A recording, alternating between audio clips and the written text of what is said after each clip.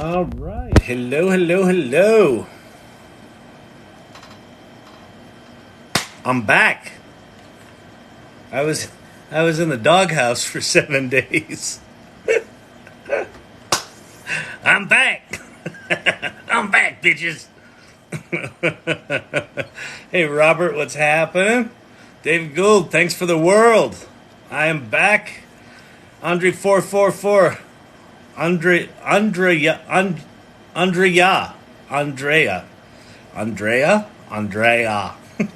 Thank you.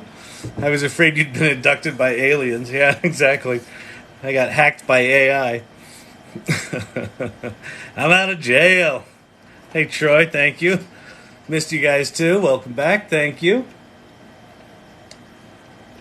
I don't even know what to say. I haven't done this in so long. You're going to have to help me through this. Welcome, everybody. My name's Kyle Shannon. This is the AI Learning Lab. Thanks for doing this stream. Much appreciated. You're welcome. I'll try not to get my ass kicked off this time. I was doing pretty good. I had like a 2-month run going, and then, I made a stupid joke. No. I quoted someone making a funny joke, but I think what they said, not good. So, anyway, they booted me. Whatever. Can you explain what happened? Yeah, I said the R word. I quoted a comedian who said the R word, and I think me quoting it was classified as hate speech. Whatever. Doesn't matter. We're back. We're live. If you're new here, my name's Kyle Shannon. This is the AI Learning Lab. We learn about labs here. Oh, and AI. Since I've gone away, we've got room temperature superconductivity, very controversial, might be faked. Some of the scientists that did it were apparently part of some faking that happened 20 years ago. So, might not happen, but if we're going to transform the world with AI, we might as well have superconductivity, followed by free energy and cures for cancer and all that shit, right? Tobias was shaking. Told you I'd be back later tonight. I don't know how late I can stay up. It's a little late already, but I came back as soon as I could. It was 21:52. Mountain time today. I wasn't allowed to come back before then. Anyway, let me get a sip of water here and we'll jump in. All right, let's do this. So, if you're new to AI, to generative AI, if you're like, what is this AI stuff everyone's talking about? I don't know. These things here are places to get started. And you're like, but Kyle, which one's best? The top one is best in my opinion, just because that's the official ChatGPT website. That's GPT-4. It's got all sorts of cool shit on it, like custom instructions and code interpreter and plugins, and it's just the best. Now, I don't think it's going to be the best for long, quite honestly, because there's a lot of competitors coming. So Claude over there, that's ex-OpenAI employees that started a competitor, and that thing has 100,000 token context limit. So you can put 75,000 words into Claude.ai. That's a big deal. Bing is GPT-4 connected to the internet. It can also generate images. It can also read images. Bard.google.com used to suck really bad. It's better now. It can read images. Labs.perplexity.ai. That's Perplexity has given us access to the Meta Llama 2 models for free without having to install shit. And then Pi.ai is a real chatty chatbot, and Po.com lets you do bots and things like that. So anyway, that's where to get started. Other things to pay attention to if you're super brand new are these things. So prompts.chat will teach you about prompting, and there are many places you can learn about prompting. Hey, Silver Fox, thank you for the rose. That's so sweet. Prompts.chat will teach you about it. It'll teach you this idea of Miss the CGO. Yeah, baby. Chief Generative Officer. First in the world. What the fuck is a chief generative officer? Exactly. OpenArt.ai/prompt book. That'll teach you about prompting things like Midjourney, Futurepedia.io. That's just a pile of tools. Like if you want to go geek out, go there. Just know that 90% of them are pieces of shit. And then you got Midjourney, Adobe Firefly, and Leonardo, which is built on top of Stable Diffusion. Those are kind of the three biggies on the image front. If you're a geek, go play with all the Stable Diffusion shit. If you're not, play with Leonardo.ai. Then you got Runway ML, which is videos, and Blockade Labs, which is just kind of fun. Thank you for the donut. I love me some donuts. This is just like one of those NPC channels where if you give me toys, I react to them because I'm a trained monkey. All right. If you have questions about AI, pop those in the comments below. If you haven't been here before, and it's very possible because I've been gone for a week, and what's the new 100K Nvidia Perfusion model that was just announced? I don't know. Let's go look. I saw something cool. from Nvidia today that was not the Perfusion model. Or is that the image thing? Nvidia? It might be. And if it is, it's super cool. Perfusion. And we present Perfusion. It's like confusion, only Persier. Yeah, this looks really cool. Okay. So what this is, so one of the grand frustrations of large language models is of the image generation models is that it's really hard to do predictable stuff. And what this Perfusion model is from Nvidia is like it's actually pretty similar to Google announced that thing called, the hell is it called? Not Snap something. I don't know. Google had this image thing where you could upload one image and it would mimic that style. This is similar where you upload a character and then you can make different versions of that exact character. That's really hard to do right now. And so you upload that teapot and then you can make a gold teapot or a, Japanese rose teapot in a whatever, crocheted garden or teapot with the bear, in the lake. So this looks really cool. It's not out yet. I just saw this today. This looks like a big deal. This was accepted at SIGGRAPH. But anyway, there's a white paper on it, and it's called Key-Locked Rank 1 Editing for Text-to-Image Personalization. It doesn't matter. NVIDIA's got some cool shit coming out. So when that comes out, image generation is going to get a lot better. Emilio's wife, we need to know, have you missed us? Of course I've missed you. Who the hell else do I talk to?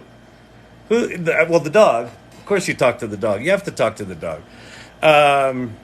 But yeah, I missed you a lot. And I appreciate a lot of people reached out. Some were concerned. Where you been? You everything okay? Yeah, I was just in TikTok jail. just TikTok jail. Puppy's back. He's happy. He's laying here right beside me. He loves hanging out on the lives. All right, so I am going to go find the first question and let's get started. Ba-da-bum, bum, ba-da-bum, ba-da-bum, ba-da-bum. All right. Da-dee-dee-dee, Robert Rossi got the #1 gifter badge. Wow, Robert, that's exciting. That's exciting. I don't know what the hell that means, but that's a deal. Hello, Trying Truth. What's happening? Naughty boy. I was a naughty boy. I was put in jail. Can I explain what happened? I said a bad word, apparently. Classified as hate speech. If you've been on this channel, you know I'm not a hater. I'm a lover. I'm not a pushover. Don't fuck with me, but I'm a lover. All right. But I am a little saucy. So if you get a little saucy, there's a chance you're gonna get your little fingers slapped with a ruler. So that's what happened. Ba-dum-bum. Let's get this Armageddon started already. Oh yeah. AI might be an evil thing. It might be.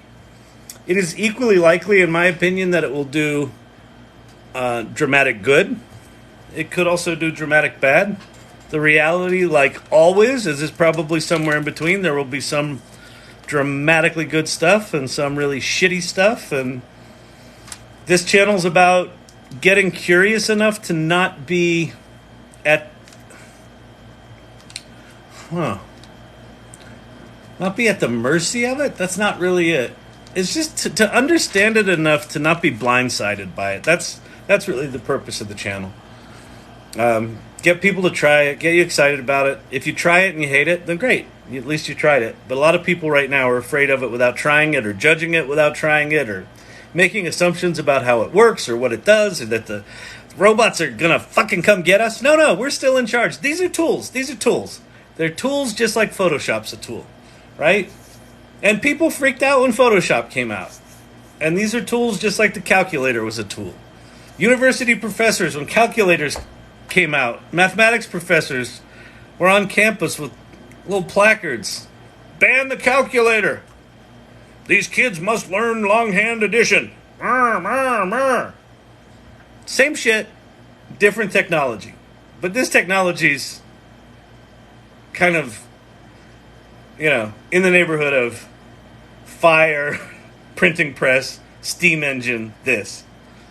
You could maybe throw the internet and the World Wide Web in there, but I don't think so. I think that's more of a minor blip. This is a major one. This is Industrial Revolution scale shit.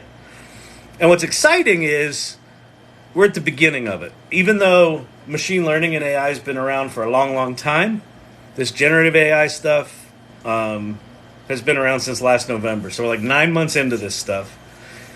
And the competition is heating up. I only put shit on here that I think is worth checking out. The fact that there's 7 things on there that I actually think are worth your time enough to say it's worth checking them all out is amazing to me.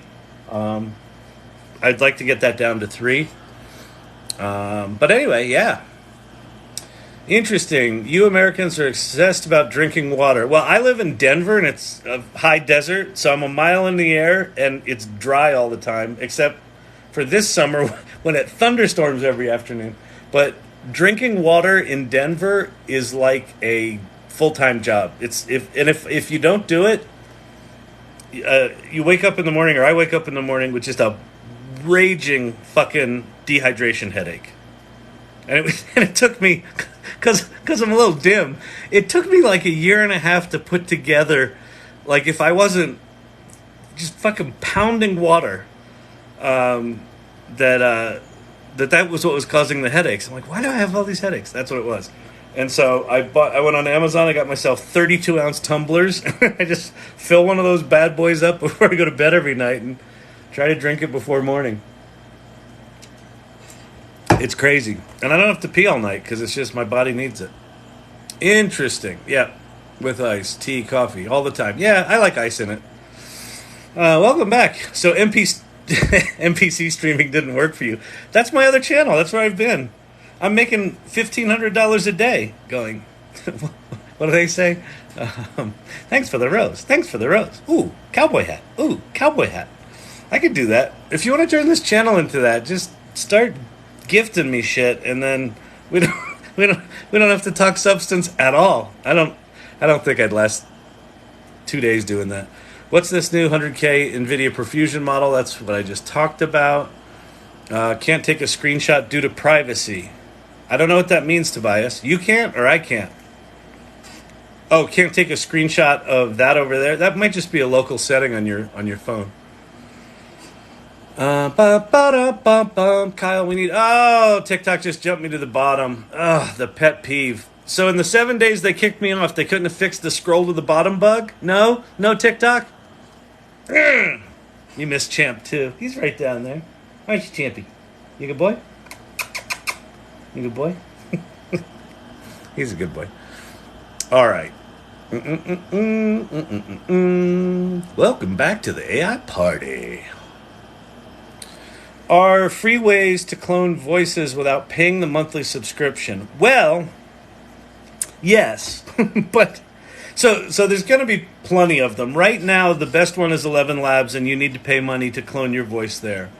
There's probably another one I don't know about. 11 Labs is the biggie, but in iOS 17, which I'm running right now, in accessibility, if you go to accessibility and speech, there's a thing called personal voice.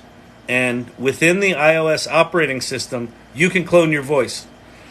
They're sneaking it in under accessibility because there's some cool things you can do with that from an accessibility standpoint. But I think that's the foundation for some other stuff. Now, I'm on an iPhone 11. This is a shitty old 4-year-old phone or however old it is. And I don't have access to that particular feature, so I can't tell you if it's any good. But I'm pretty sure how it works is they give you 50 phrases to say. So they're basically trying to get you to say all the, what are they called? Phonemes? The parts of words. They get you to say enough words that you say all the parts of words. So they have how you say all your words. And you record all that shit, and then it makes a voice, and then you can send messages with it and things like that. So it's coming. It's going to come. Like these tools are going to start to be incorporated in all the other tools we use. Things like synthesizing your voice, synthesizing your face. All that's going to come. But I don't know, other than the iOS beta right now, I don't know of anything you can do it for free, but there are probably some out there. In fact, there are probably some open source ones, but I don't know. I don't know how to go to sleep without Kyle. Thank you. See, okay, now that's a solid AI Learning Lab troll where, is it a compliment? Is it a put down? Like he puts us to sleep, huh? You see, this is solid. I like it. It's good. It's comedy. Comedy. All right. Who's the comedian that says that? Mark Norman. Comedy. All right. Too much twerking. We knew this would happen. I know. I resisted the twerking for months, and you all insisted, and I said, fine, I'll twerk. And then what happens? I twerk, and by the time I turn around to the camera, my live has been shut down. Oh, it wasn't twerking. I was just trying to get my hair to do something normal. Failed. All right. I tried Gen 2 Runway. Not impressed at all. Try, if you haven't tried image to video, it's better. It's better than, so what's your name? Matthias Windsor. Yeah, the text to video for Gen 2 is wonkier than shit. Now, if you sort of look a year before images got good, they were laughably bad. I think the same thing's going to happen with video. But in Gen 2 right now, definitely on their website, and I think they've added it to their phone app. Yeah, they have.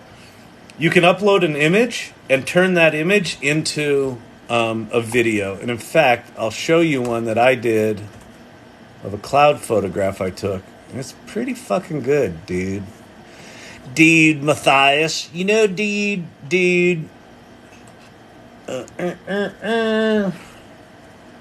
Let's go check it out. Why is he talking like that? That's just what he does. He's okay. He's, for one of them computer smart guys, he's all right. He's all right. He's a little bit of a dum-dum.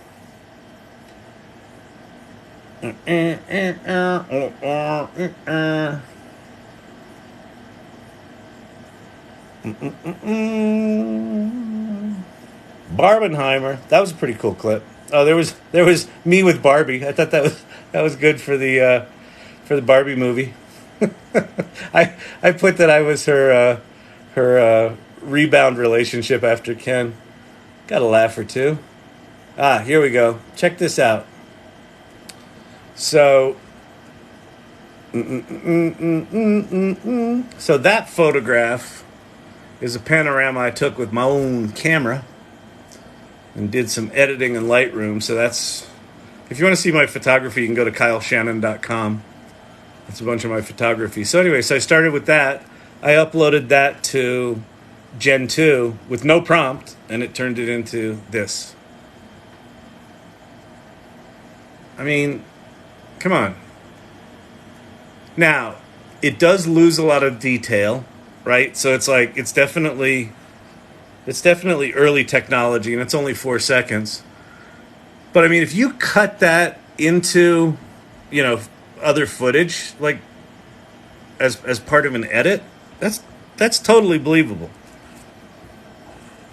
Totally believable. So, for what it's worth. For what it's worth, you put it out there, you stick an image up, boom, makes a little movie. Not gonna win any Oscars, but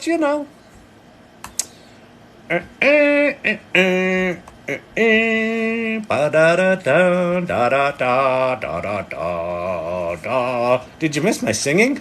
I'm a singer. I'm about as good a singer as I am a hairdresser. What the fuck is happening up there tonight? At least I'm sure you've missed the hair. All right. I think the sound effects really help. Badoo! Thank you. Back again, Griswold? Bueller. 11 labs cost about $20 a month. Any free alternatives? Nah, that's what I was just saying. The one in Apple, it's in. You can, if you download the iOS 17 beta, it's in there. If you've got a more modern phone than I have, but I just have this janky ass cracked screen piece of shit. Are you stoked for New York City? How much will AI be on the agenda? Well, a lot. So we're meeting with one of our pharma clients, and we're talking about 3 pilot projects they want to do that are all AI related. And then I'm potentially, knock on wood, fingers crossed, say little prayers for me. I think we're going to get a chance to meet with the CMO of a major pharma company and tell her about what we do and what we're going to do with AI and why she should be super excited to work with us. I'll go be like, hey, how you doing? So I got some technology here. You want to see it? It's pretty cool. She'll be like, oh, that's awesome, dude. I'll be like, yeah. Can I buy you lunch? She'll be like, sure, dude. Pretty sure she's from California. You got to learn to talk to your audience. No, she's not. She's from New York. Skynet paints pretty pictures. That's true. That was actually... that was a good example of Skynet painting pretty pictures. I tried to flip my car in the air, Fast and Furious. Like the only thing it did, it added some smoke. Oh yeah.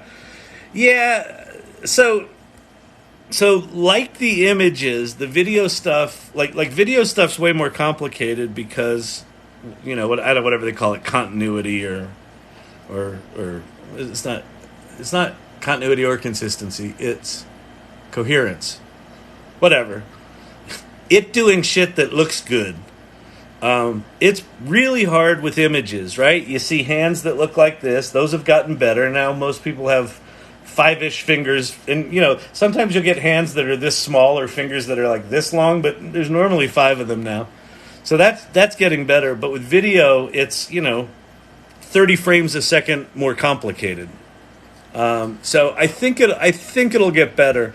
And honestly, with the image stuff, my experience has been about 1 in 10 that I do are good. The cloud one, probably because there's so much reference video of slow motion or time lapse clouds panning across the sky. Like that one probably has a pretty clear reference that it could find. And some of the other stuff, there's probably not enough in the training set or something. It'll get better. What time is it? It's 9:05 here. Not a time check. I'm timing to see how far behind you are. It is 10:17 right now. So I am, math, 12 minutes behind. But I assume you're an hour. I assume you're West Coast Thelonious. So 15 minutes or 12 minutes behind.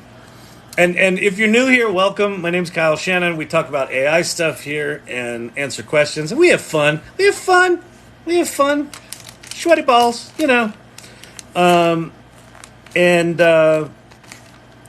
I try to read all the comments. So if you have questions or thoughts about AI, pop them in the comments. I try to read them all. I do get behind. People that are the regulars here, they will defend me. They will tell you I do answer my questions. If you come in here all trolly like, yeah, I don't even think he's live. He's not. What's he reading? Those aren't questions that I wrote. Why isn't he answering my questions? I've asked him 17 times. if you're one of those people, man, is this going to be frustrating. Oh, it's going to suck. Gonna suck. Oh. Do I have to sit here and watch the whole thing to wait for him to answer my stupid fucking question? Yes. Yes, you do.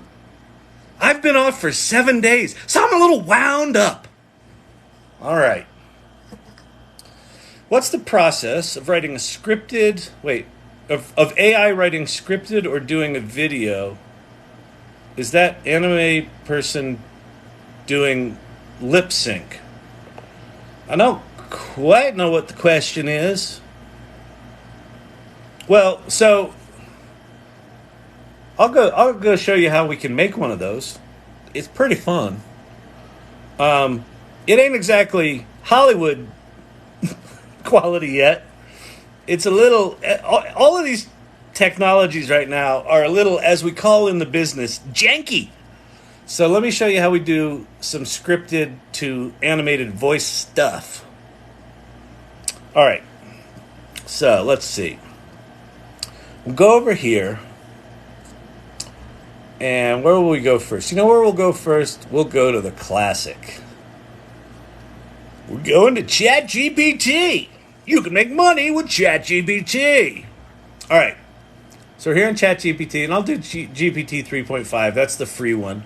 So this is just your vanilla flavored ChatGPT, and I'm going to say, do you understand how to write good dialogue for a funny Hollywood movie? And you're like, but Kyle, why would you ask ChatGPT if it's good at that? Because one of the things that happens with good old ChatGPT is the more context you give it, the better it gets. So if you just say, write me dialogue, it'll write you shitty dialogue. If you ask it something like, what's good dialogue for movies? Or do you understand that? Like it said, what did it say here? Understand your characters. Timing is everything. Use wordplay and puns. Use exaggeration. So give me a bunch of examples. So I'll say, okay, great. And here, I'm going to do this with voice instead of typing because it's annoying to all of you, I know.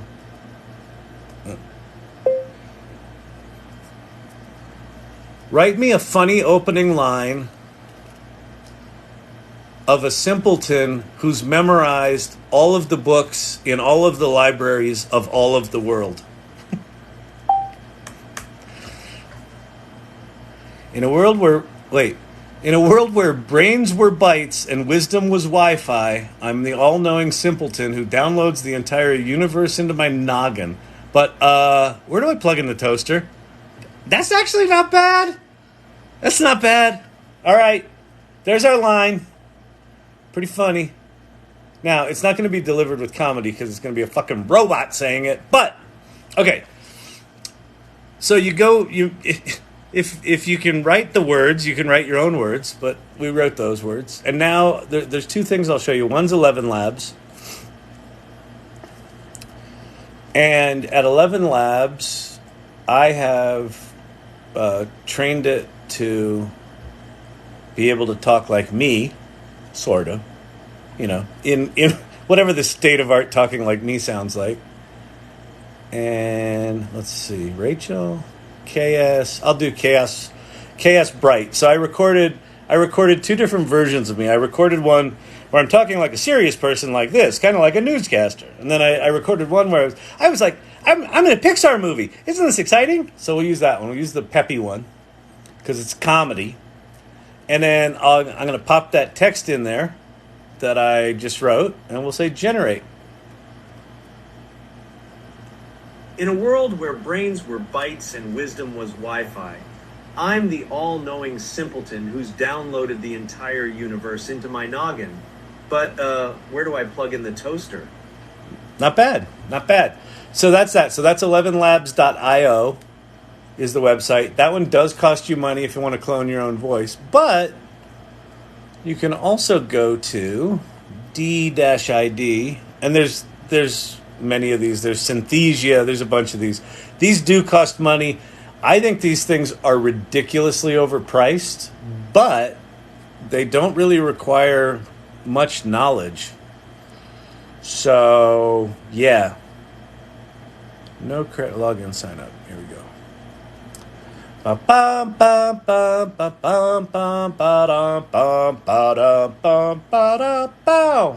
Personalize your experience. Okay, so here's a bunch of videos that I've made. So, like, this is a South Asian woman that I made for a work project. The streets of Mumbai are adorned with vibrant colors, bustling with excitement. So the way it works, if you say, I want to create a video, you can use one of their avatars or you can use one of yours. So this dude is like a Pixar looking dude, and this I sort of did this dude to look like that bright voice that I just recorded. So in this case, I'll just pop it over here. Oh, I can upload. Oh, you know what I can do? I can actually upload my voice from 11 Labs. So let's grab this. I'm going to download this. And then we'll go over to DID. And then, so what you can do here is you can pick from all sorts of different languages and accents. So in English, let's see, where's English? In English, you can do Netherlands, Australia, Canada, Hong Kong, India. So that South Asian one I just did was English, India, or parentheses. So you can just pick a voice and generate it based on that, or you can upload your own audio. So I'm going to upload the thing that I just created in 11 Labs. Da-da-da, ba-dum-bum. And then I'm going to say generate video. So it's going to take that thing I made in 11 Labs and it's going to put it on that voice and it's going to animate that picture to look pretty darn swell. And so it's off doing that. Here's another dude I did. Hey there, it's Kyle Shannon with the AI Learning Lab, and today we're going to transform... That one's bad. Here's one I did, I think, with my voice. Hello, TikTok Live. No. How are you? That was not my voice. One of these has my voice in it. This one?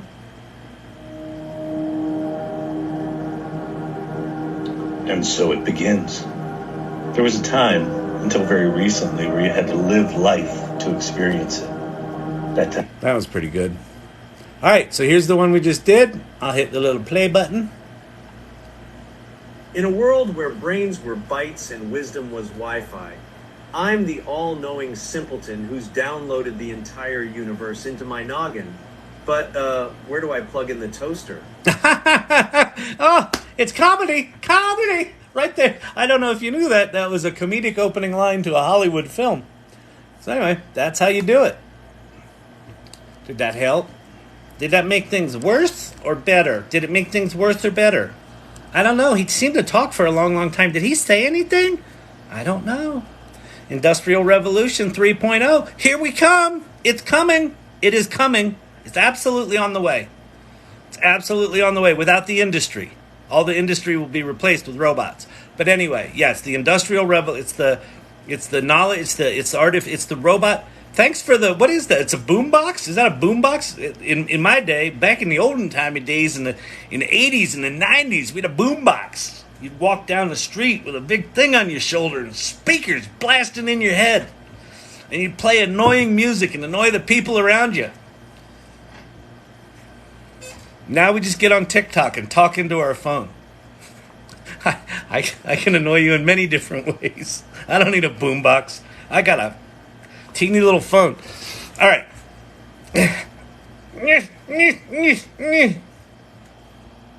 Do you have an affinity for any reptiles? I think they're impressive. I just saw a TikTok. There's like a snake sort of dangling out of a ceiling. And then the entire fucking ceiling collapses. And it was a massive, like the tail was just like this teeny part of this massive, like 40-foot snake.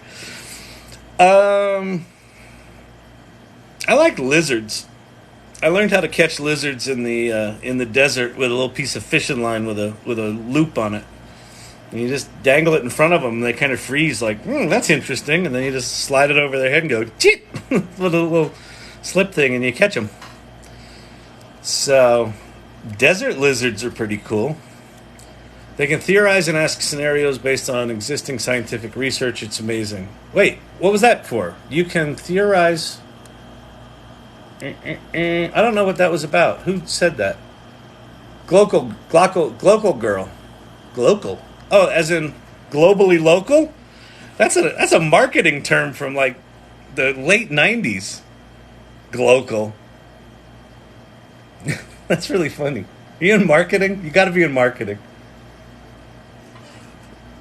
I don't know what you're talking about, though. It sounds cool. What? You're in Denver, too? I build AI. That's cool. You should come to... Okay, so if you're in Denver, even if you're not, one of the other things that I do is called the AI Salon. So if you go to the salon.ai, that website, it's a link tree, and we have a meetup. We just had our meeting last night. We meet every 2 weeks in person in Denver, and we have an after party afterwards, so we go hang out. And then we bring on speakers. We do this thing called AI Confessionals, where people just talk about, here's something I did that blew my mind, or here's a cool way to do something, or here's I tried to make these videos and they sucked, right? And we also have a Discord server. So there's the invite to the Discord server is there as well. And we have a LinkedIn group, so it's a cool group. So yeah, if you're in Denver, sign up for the Salon. Salon, we're fancy. It's French, bitch. What was that? That was a Dave Chappelle thing, wasn't it? That's silly. It's amazingly smart to drink water. Yeah, it's like, all of our cells run on it. And when you don't drink enough of it, bad things happen. So flush that shit out. And I don't drink enough on these lives. So generally I'll do these for like 2 hours. My ass gets numb and my voice just gets like, oh, I can't talk. People in the live are like, drink some water, buddy. Time to go to bed.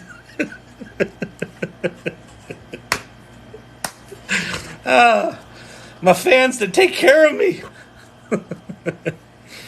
All right. And it will ultimately be the end of human dominance on Earth. Rabbits in the headlights.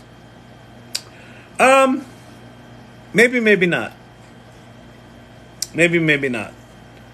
It might be the end of humans exploiting humans to the extent that they do now to be prosperous, which would allow us to be more empathetic and more self-expressed and less assholes, is a possibility. But I suppose there's that possibility. I think what we all individually do right now, like in the next year, is more important than I think any of us realize. Each individual. If I think about just one person that I've talked to that was skeptical of this or afraid of it or whatever, and they kind of had that epiphany. They had their Kevin McAllister moment, their Home Alone moment. And now I just know so many people who are like their lives are transformed in a positive way, or in a completely in flux kind of way, right? Like they're excited, but they're terrified because things are changing. But at least they're in it and they're active. And so I think the more of us that get curious about it and get exploratory with it, and not evangelize, it's not the right word. Just share what we're learning, good or bad. I think it's going to have a disproportionately positive impact on the trajectory of how we use these tools as society. So I don't at all believe that we are at the mercy of the fucking tools that we built. Yet. We still have a chance. We still have a fighting chance. We gotta fight for it. We gotta fight for the right to not party, but more like responsibly use artificial intelligence. Yes. Yes.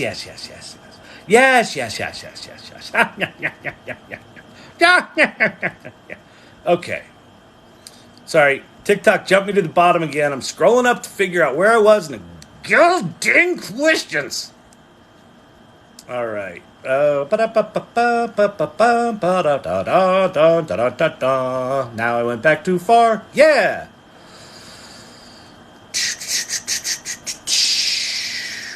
I can screenshot as well. Okay, you're helping one another. I like that.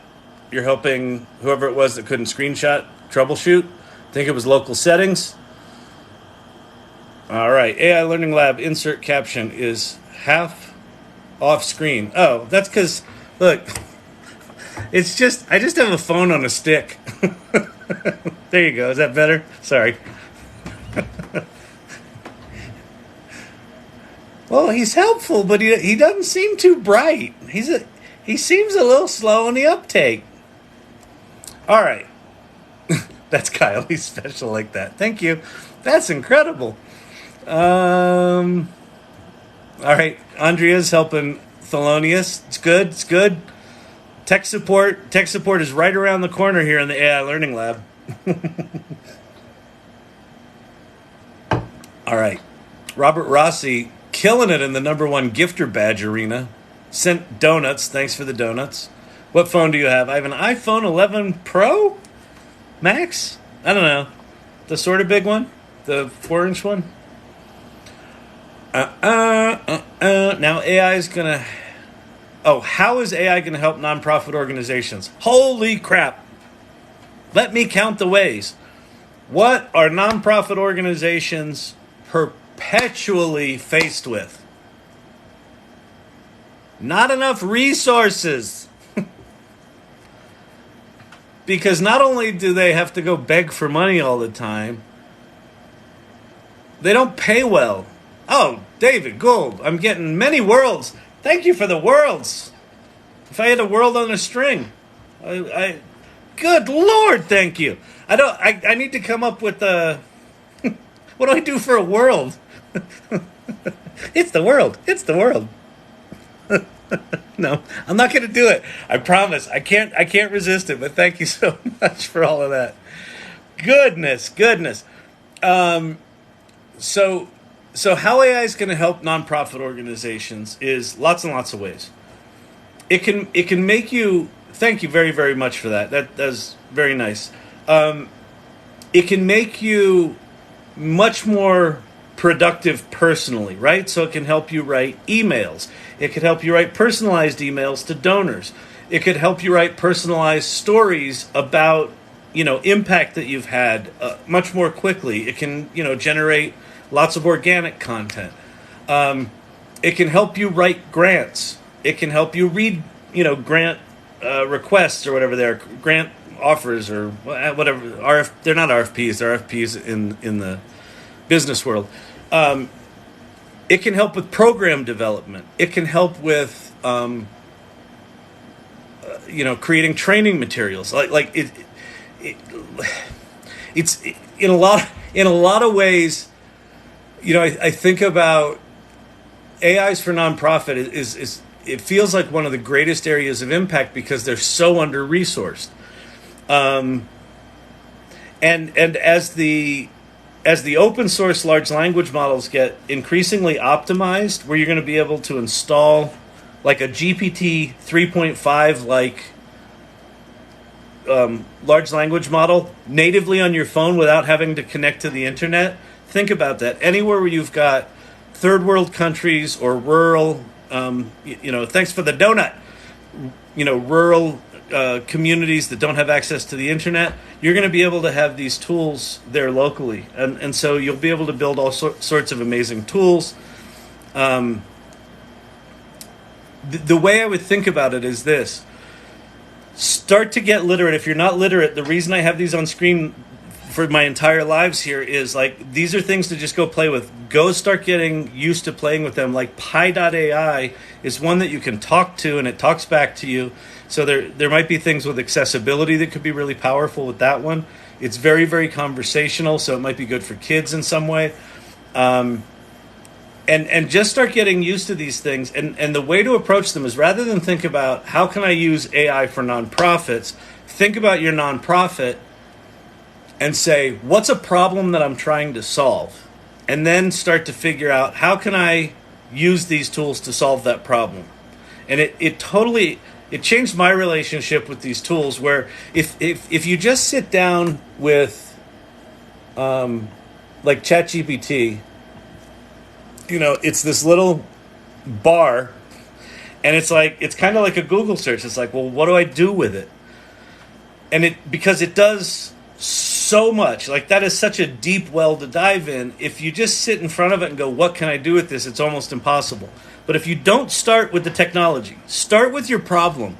Start with, what's one problem that you've got within your nonprofit that, if you could solve it, would make the biggest difference? Start with that one and say, okay,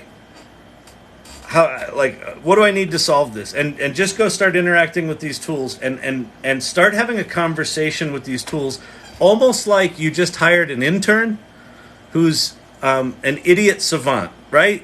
Very, very simple. You've got to tell them everything, but they know everything. It's almost as if they've memorized the entire internet. That's what it's kind of like working with these things. You need to give them really good direction because they're dumb as a stone, but they know everything. And if you give them good instructions, they're your best friend. They're your best assistant. So start with a problem and try to solve it. That should help. But I like staggeringly powerful impact on nonprofits, I think, for ones that embrace it. Like, if I'm in a nonprofit and I'm not like leaning heavy into this world, idiot. Do you know how to ubicate a property on Google Maps with only a couple of pics of the property? I don't know what ubicate means. Do you know how to ubicate? Is that a typo?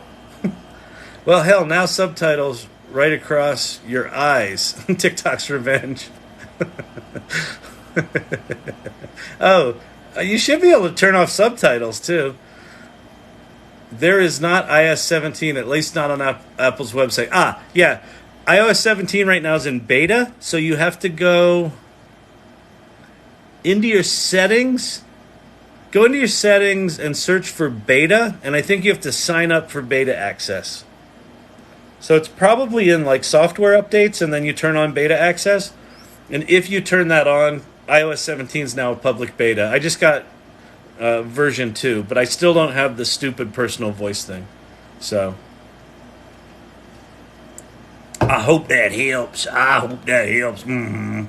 It's 6 a.m. here in Majorca. Wow. Welcome, Matthias. I hope you're enjoying a fine coffee or tea. I don't know what's the beverage of choice at 6 in the morning in Majorca. 12 minutes, not bad. It's early. You're Mountain Time. I am Mountain Time. Kyle answers questions. I do, darn it. I don't always answer them well, but I do answer them. What you can be guaranteed is that I will answer your question.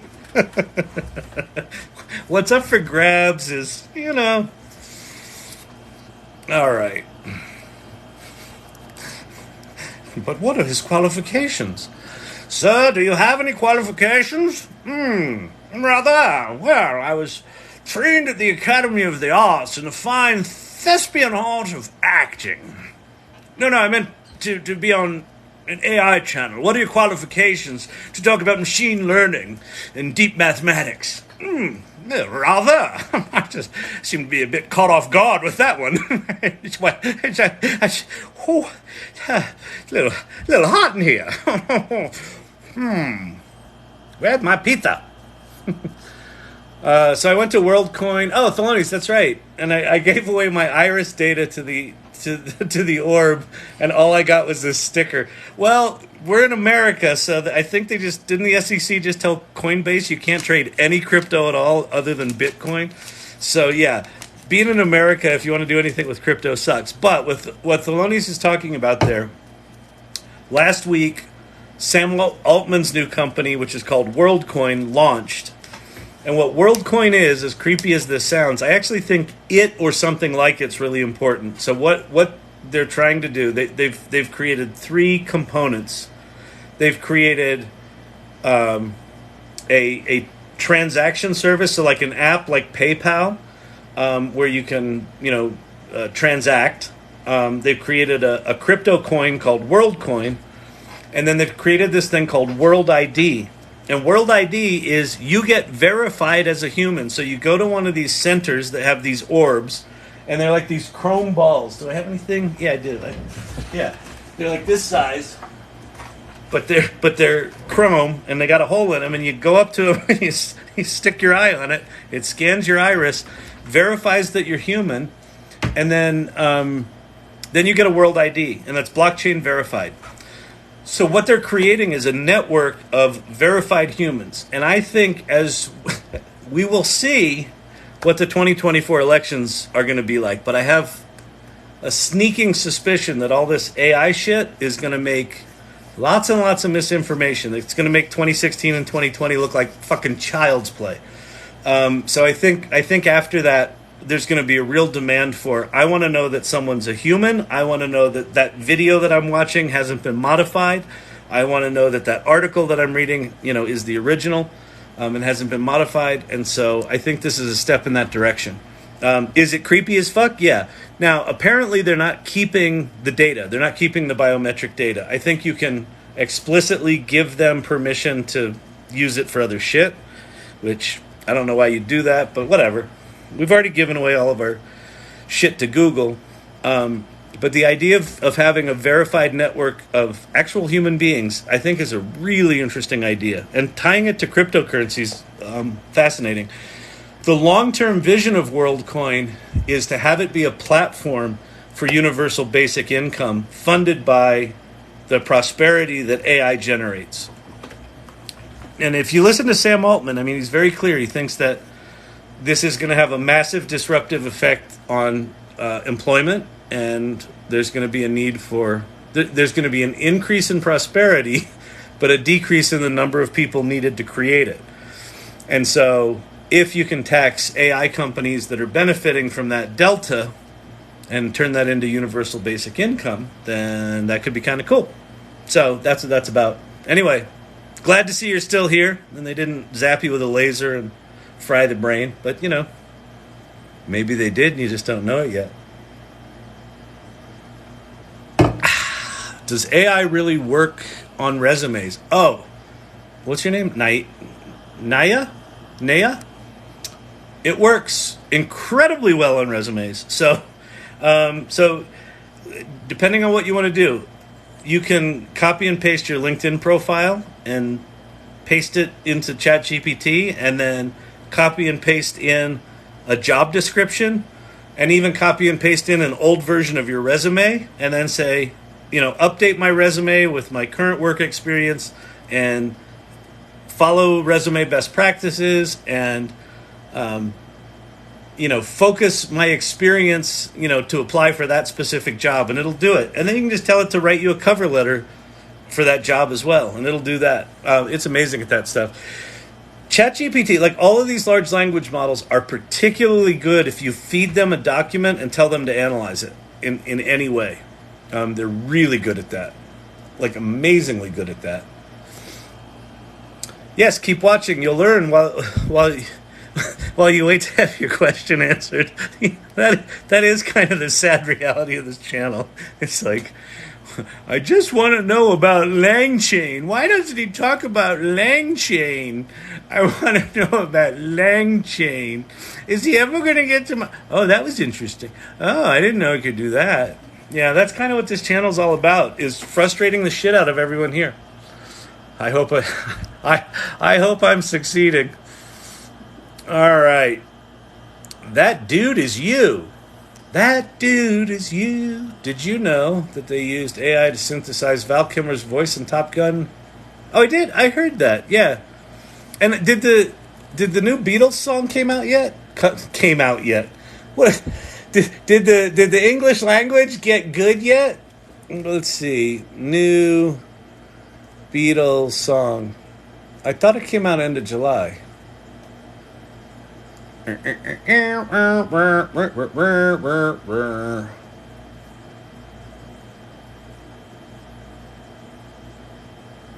Beatles to release final song. When are they going to release it?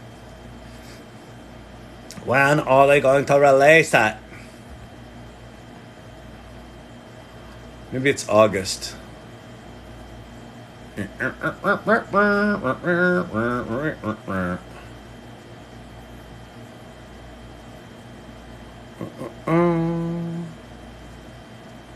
Well, that was a useless article. Tell me when it's coming out. When is it coming out? I don't know when it's coming out. But they, this was something, so this was like a cassette recording that Lennon recorded, and it was so noisy and bad. They've tried to release this thing like 2 or 3 different times, and they failed every time because the technology just sucked. And then all of a sudden with this generative AI stuff, they isolated his vocals, got it clean enough to put in a track, and recorded the Finals Beatles song. So I don't know if it's out yet, but it's coming. Oh, wait, to release. When? NPR, you'll have a date. Please tell me you've done some reporting here.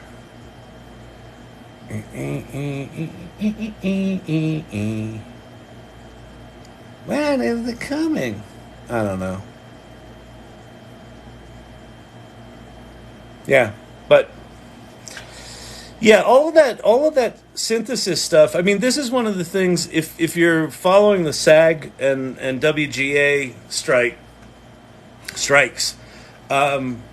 this is a lot of what they're talking about is, you know, actors are going to be synthesized, and I think in the future there was an interesting piece in the Hollywood Reporter by Justine Bateman, Jason Bateman's sister.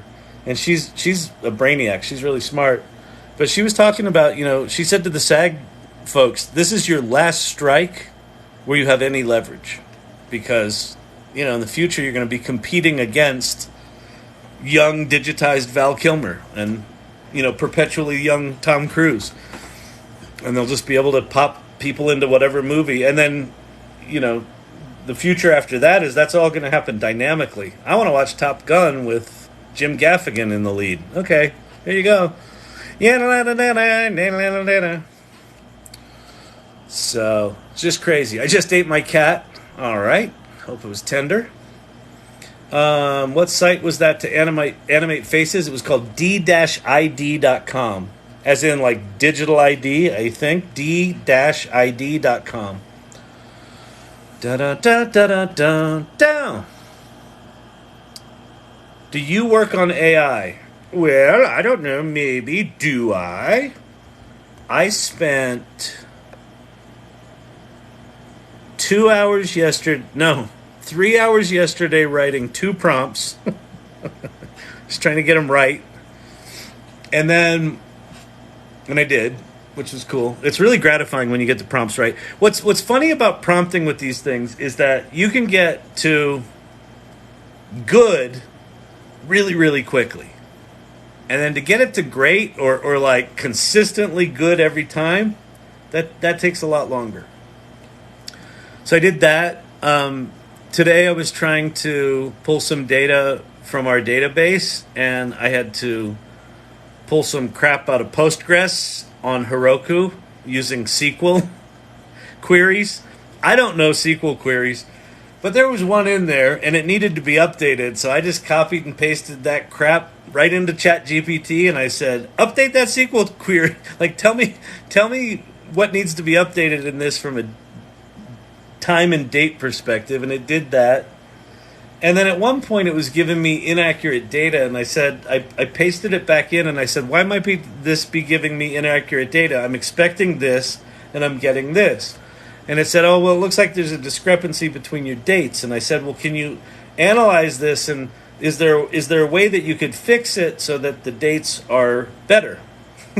And it said, well, in the current SQL query, you've got all your dates hard-coded, and we could change those to be dynamically generated. And I said, yeah, let's go ahead and do that. So it completely rewrote the query and inserted dynamic date generation, and it fixed the data problem. Now, it took me like an hour to do that, but the alternative would have been, because I don't know SQL, and while I could have figured it out, it was a really long query. I didn't feel like figuring it out. I didn't have the time to like learn SQL and learn this query. I would have just given that to my tech team, and they're in Prague, So they would have charged us, the 80 or 100 or whatever the fuck they charge us. They charge us a lot of money. And it probably would have taken him 2 hours to like open it up, figure it out, analyze it, all that sort of stuff.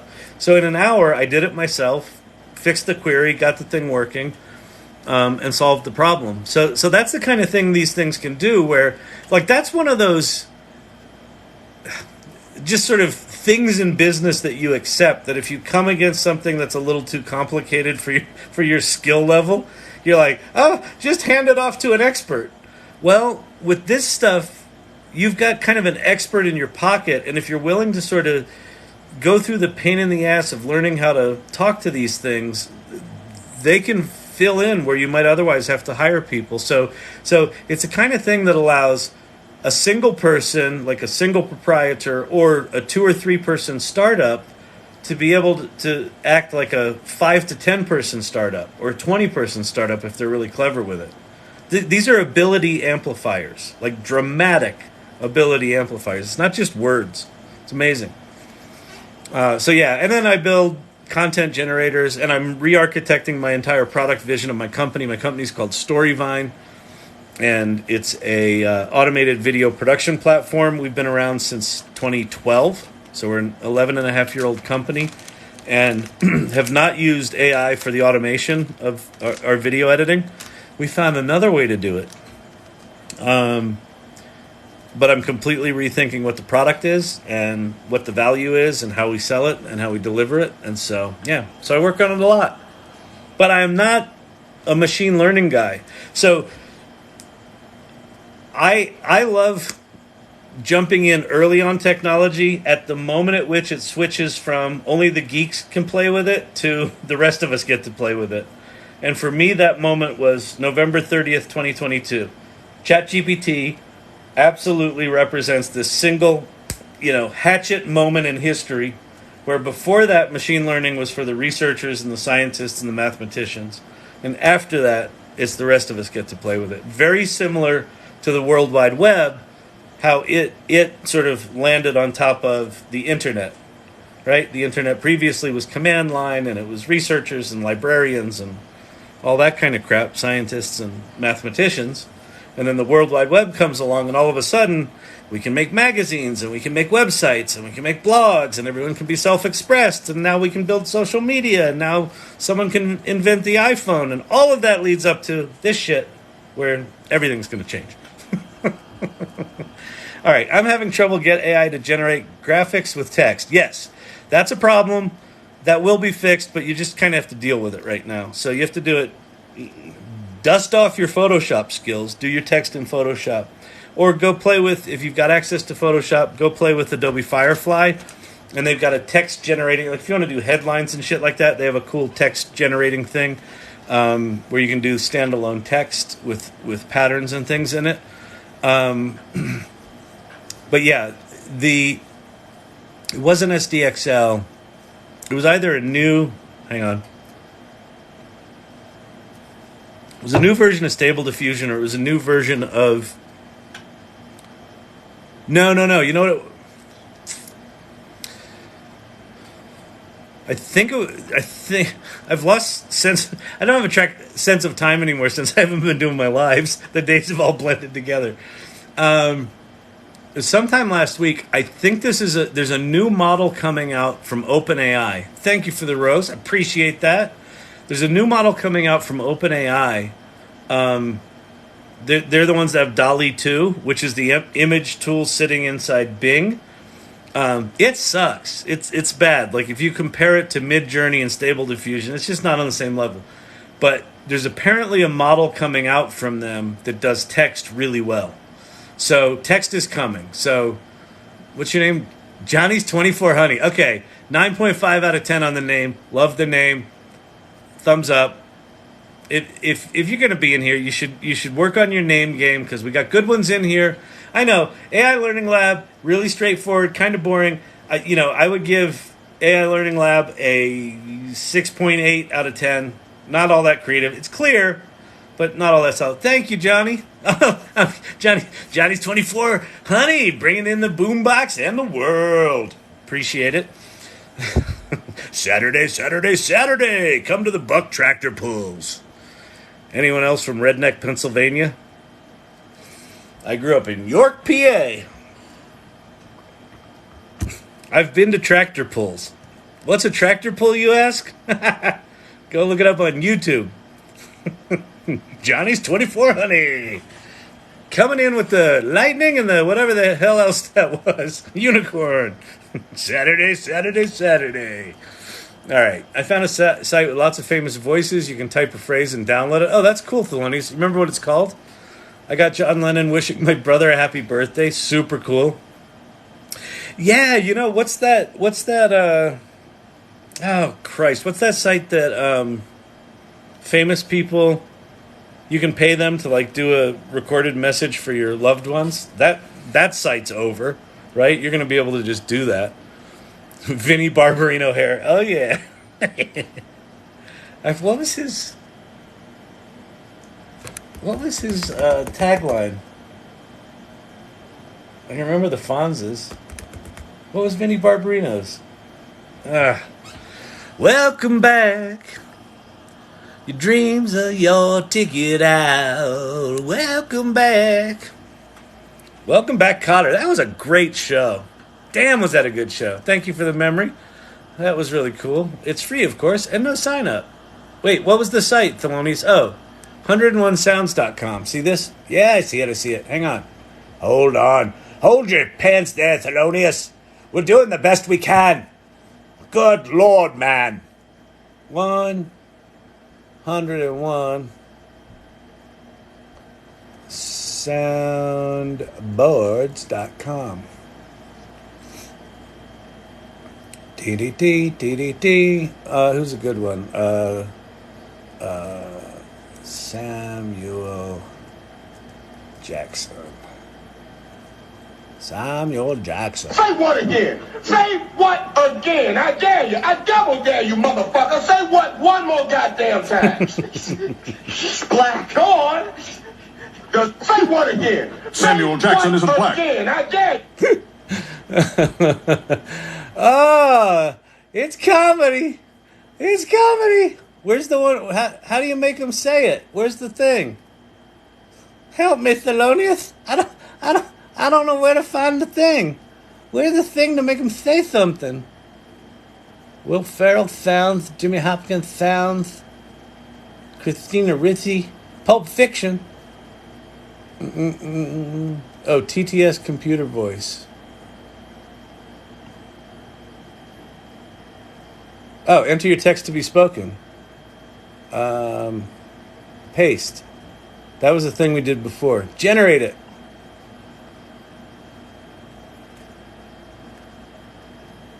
We're making your sound. Your phrase is being generated text-to-speech technology. The process of adding it to the soundboard usually takes a few seconds to a few minutes. Okay. When are they going to tell me it's done? I'm whiny. I don't know how to use this technology. It makes me sad.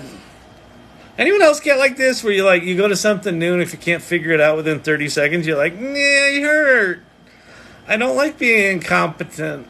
I think it's an ADD thing. Patience is not my virtue. I can't generate. Oh, TSSQ. The waiting list of phrases that are in the queue to be generated is 1.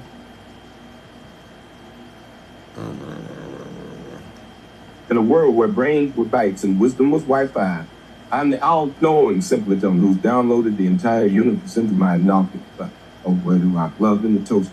Oh, yeah, that was it. That was the one I just did. And they chose the app, and cool. They chose the app because it's so. And they chose the app because. All right, so that was 101soundboards.com. Not great, but again, with all of these AI tools, so as you play with these, some of your response might be, that's it? Is it me or does that suck? Yes. A lot of this stuff sucks right now, but how it is right now is as bad as it's ever going to be.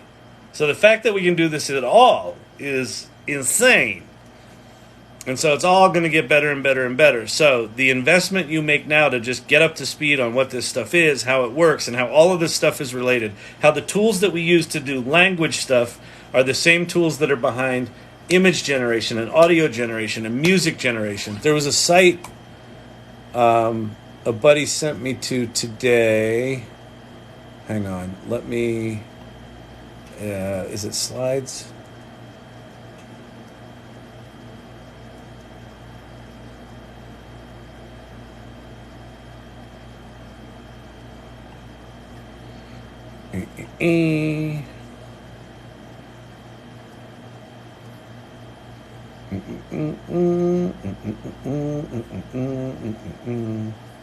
This is a workshop I'm doing for a big company with a dude named Kenny Friedman, who's awesome.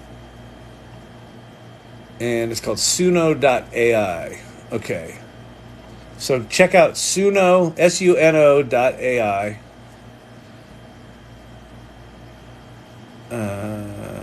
Try the alpha on Discord. That's right. This is on Discord. So this is like Midjourney. You have to do it in Discord. Where's Suno? There it is.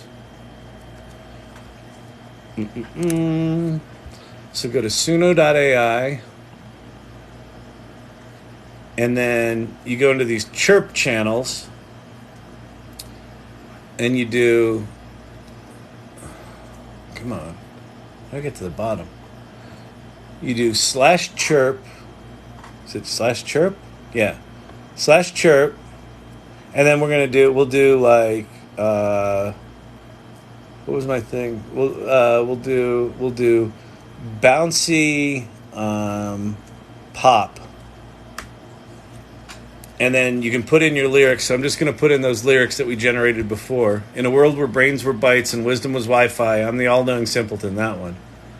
And so now I hit submit, and now that's going to, just like Midjourney will make you an image, this is going to make us a song where it actually sings those lyrics on the style that we created. I just found out about this today, so I don't know how to do this well, and I might not be doing it right. Like, I'm not sure if you type /chirp, if you type the thing after it. I don't know if it's actually paying attention to that, but I think it is. But it's generating. I guess we'll come back to that. What else can I show you here? While it's doing that, I'll go show you. So, Midjourney. Looks like my internet is slower than crap. If you haven't played with Midjourney, oh yeah, it's slow. I got slowness going on. If you haven't played with Midjourney, the way you do it, you come into Discord. If you haven't played with Discord before, here's all your channels. Once you're in a channel, these are all the different, or these are servers. So those are your different communities. These are channels within a server. And then, so I'm in the Salon Discord right now. We have a Midjourney channel. And so you type /imagine. So just like I typed in /chirp for that Suno.ai, type in /imagine, and then you, paste in, or you type in a prompt. So, God rays bursting through a thunderhead storm of the century. Bang. And now that'll go off and make that image for me. But let's go. Let's see if our song's done. Is our song done? Yes. All right. So you heard it here first. In a world where brains were bytes and wisdom was Wi-Fi, I'm the all-knowing simpleton who's downloaded the entire universe into my noggin. But where do I plug in the toaster? So that was crap, but... In a world where brains were bytes and wisdom was Wi-Fi, I'm the all-knowing simpleton who's downloaded the entire universe into my noggin. But where do I plug in the toaster? Actually, not bad. Not bad. So this is all coming. And again, let's see, do we have our images here? Oh, those are cool. Check those out. Let's see. Those are pretty groovy. I like the one with the lightning. Although this one's the most God Ray-y. We'll do upscale 1.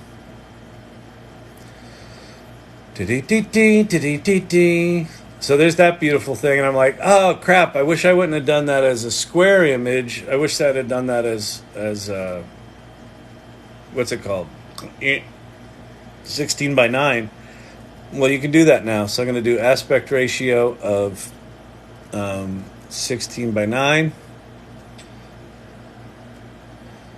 and all the other stuff's good.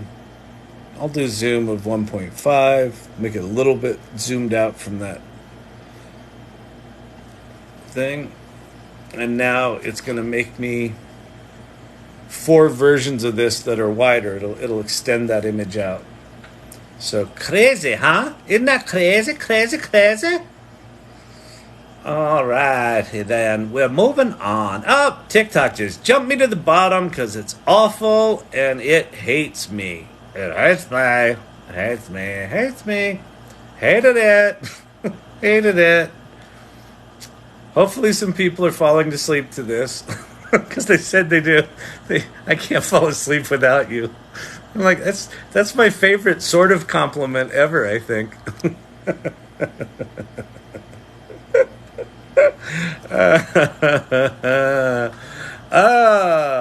It's comedy. We're doing comedy tonight. Okay, I found it where I was. Do you think anything about the scientific... Wait, do you know anything about the scientific background regarding AI, optimization, modeling, etc.? Or are you just talking about being a user? I know a little bit about it. I know about how it works. I can explain how the large language models do what they do. I can explain how diffusion models do what they do. I know marginally about how embedding works and things like that. I know about technologies like LangChain, but if you're getting into like, weights and the mathematics of it, I'm useless. But if you have basic questions about how this shit works, yeah, I'm pretty good on that. I think it's actually important to know that stuff.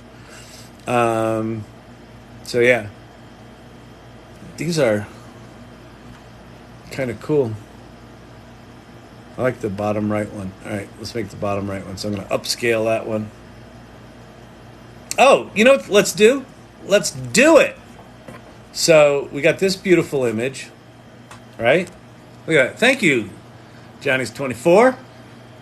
Beautiful, right? So let's take this image and we're going to turn this into a video. I'm going to do save image. All right, I'm going to go to downloads. That's good. So now I'm going to go. Sweet. It's very sweet of you. We're going to go over. Where are we going? Where are we going? We're making pretty pictures. Oh, Runway. We're going to go to runwayml.com, and then we're going to go to the login. I think we're going to log in with the Google. I think that's how I did this one. We're going to go to the Google, and then we're going to go Gen 2, text to video. Let's see. Yeah. Okay. So when you go to Gen 2, why is the screen so shiny? Is it because of this thing? Maybe. It's dirty. Good Lord, what a mess. All right. So you come to Runway ML. You can type in a prompt, but you can also upload an image. So I'm going to click on upload an image. And there's a bunch that I've done before. And just like a bunch of my cloud photos and shit like that. And so I'm going to say upload here. And I'm going to go to downloads. And I'm going to go get my little God rays picture. And so there's my God rays picture right there. And now I'm going to say generate. And we're going to turn what didn't exist before, which is now this beautiful sun bursting through the clouds moment that was generated out of nothing. And now we're going to turn it into a video. And we're going to see pretty clouds with a pretty sunset. Wait, what was that? Try unlimited. That's an upsell. That's what you call marketing, folks. Someone was sitting there going like, you know what?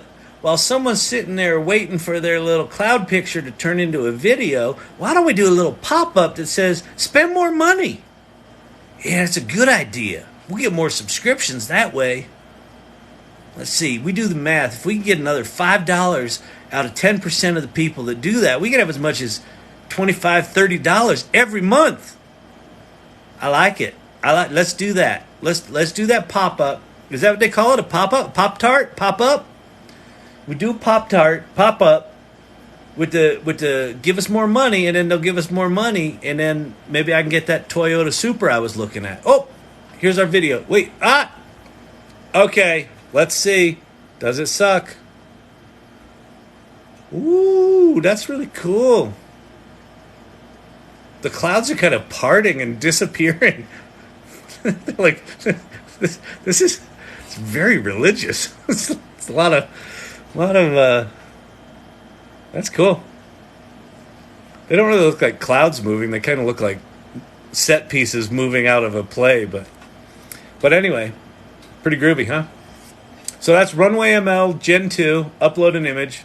So the workflow there was go to Midjourney, make an image, download it or expand it however you want, make it whatever the hell you want it to be. Then come over to runwayml.com, go to the app, go to Gen 2, and then instead of typing a prompt, upload that image and just start experimenting with it. And like that one's weird, it's not quite right, so I would probably dick around with that one a bit and get it to do something cool, but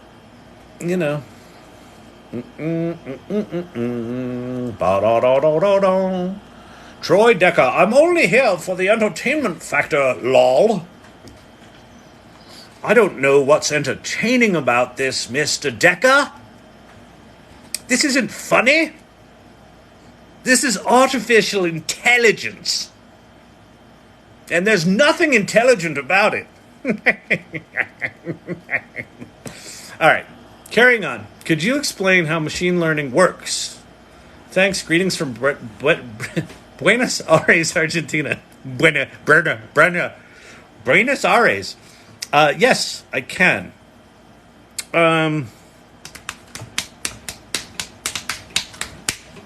Yes, let's go. There's the slide.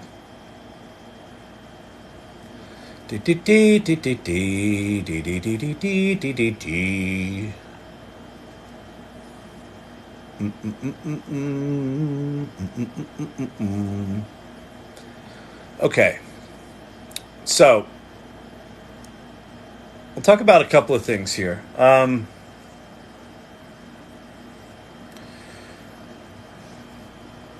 So let's start with, everyone talks about this thing called GPT, Chat GPT.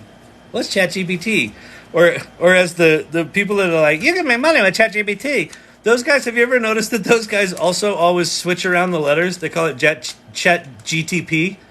Every time they say it, I want to smash my face into the phone. I'm like, the letters are right there. I know they sound alike, but like, learn what they are. And they'll do it like 10 times in a video. Once is okay. But like on screen it says Chat GPT and they're going Chat GTP. No! Anyway, I'm not telling you how this shit works, but what do those stupid 3 fucking letters mean? Okay, they mean G is for generative, meaning it's generating content. So one of the misconceptions about these large language models is that they're copying and pasting from other people's work, right? Now, while the core base large language model was trained on most of the internet, it's not copying and pasting. It's actually generating. So that's the G. The P in GPT is pre-trained. And what that means is that historically large language models, you kind of had to bring your own data. So you'd bring your radiology data and you could do these sort of relatively small data sets, and you kind of had to supply your own. In 2017, Google invents this thing called the transformer, which is the T in GPT. Transformer, generative pre-trained transformer. And the transformer allowed these machine learning models to be trained on massive data sets. So OpenAI in particular said, hey, why don't we if it's all about the data and throwing as much data and high quality data as we can, why don't we go get as much of the public internet as we can and ingest that into this machine? And we need lots of GPUs to do that. So that's why they partnered with Microsoft. There's all sorts of, that's why this is going on. So it's a model that's been trained on all of the internet using this technology called the transformer. You'll hear them talk about LLMs sometimes. That just means large language model. So ChatGPT is built on top of a large language model called GPT-4. That's the underlying.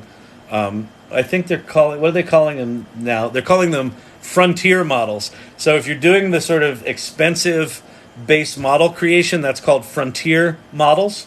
And then ChatGPT is an application layer sitting on top of it.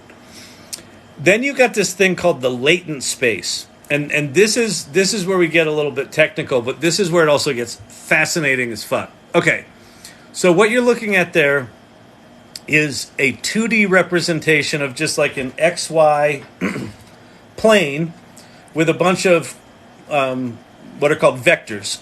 So when you train these models, you basically go point it at a lot of documents, and it takes all the words of those documents and it groups them in semantic clusters, right? And so the black ones and the blue ones and the purple ones are all different semantic clusters. And you might have, and this is dramatically simplified, right? But you might have the word dog, and the word dog can live in one of those clusters as the cute little chubby animal that sleeps on your carpet, and the other one is, that guy was a dog and he didn't treat his girl right? And so you can have the same word that's got multiple meanings. So you have these clusters. This is a very simplified 2D representation. These vector spaces are like 500 or 1,000 dimensions. Like these are massively complicated mathematical spaces. Okay, so that's sort of all the math you need to know, but you'll hear things like the latent space, and when they talk about the latent space, they're talking about these mathematical clusters of words that are semantically grouped. Now, how the models work is based on the prompt that you type in. It basically takes your prompt and turns that into a mathematical formula and says, okay, based on all of the things that you've done, what is the next most probable word? And so it kind of works like this. And then it does that over and over and over again. So if our prompt is the quick brown fox jumps over the lazy blank, we know as humans, if you know that phrase from typing class, that word is dog, right? So it sort of takes your prompt and it does this mathematical thing. And then effectively what happens in the latent space is it essentially deselects semantic regions that are not of interest to it. But you'll see there's these light blue dots here are the ones that it looks at. And within those light blue dots, one of those dots is mathematically the highest probability of being the thing that comes next. And if you look at what's actually in the database, it's a long string of numbers. It's just, wait, let me zoom in on it because it's just crazy. So what these vector databases are is they're databases of just these long numeric strings, which is basically just the point in the vector space that this word is, and that number is associated with the word dog. And so then it inserts the word dog into your sentence. It's the one that's got the highest probability. And so when it writes you a full paragraph of stuff, it's doing it word by word by word with this mathematical calculation. That's also why when they talk about large language models hallucinate, what they basically mean is that they're full of shit and they lie. They will confidently give you an answer even if it's wrong. And why that's happening is it's just saying, hey, out of all of the words that I've got in this, out of the trillions of words that I've got in this thing, this combination of them is sort of the highest probability of what you asked for. And it's just doing that mathematically one word at a time. It actually has no comprehension at all of what it just wrote. So sometimes you'll say, hey, you got that wrong. Could you do it again? It'll say, oh, I'm sorry, I got that wrong. How about this? And it'll get it wrong again. And sometimes you'll do that 4 or 5 times and you're like, how can it possibly be getting this wrong? especially with things like counting or mathematics, or like give me a list of 17 things, it'll give you 14, and then it'll give you 18, and then it'll give you 12. And you're like, why can't you just give me 17? Because it doesn't know. So future versions may know, but this is basically how they work, and how the images are generated is basically just a layer that sits on top of this model. It's fascinating how it works. Like, whoever figured this out deserves all sorts of medals and prizes. It's probably been lots of people over the years, but that's how they work. So I hope it helps. You know, I'm just out here trying to help, and sometimes it doesn't help, and sometimes it helps. Sometimes it helps. Sometimes it doesn't help. Other times it helps. Why does he talk like that? I don't know. He thinks it helps. Please don't. Is that about twerking? Lou Grant. Oh, Lou Grant was good. That was a good show.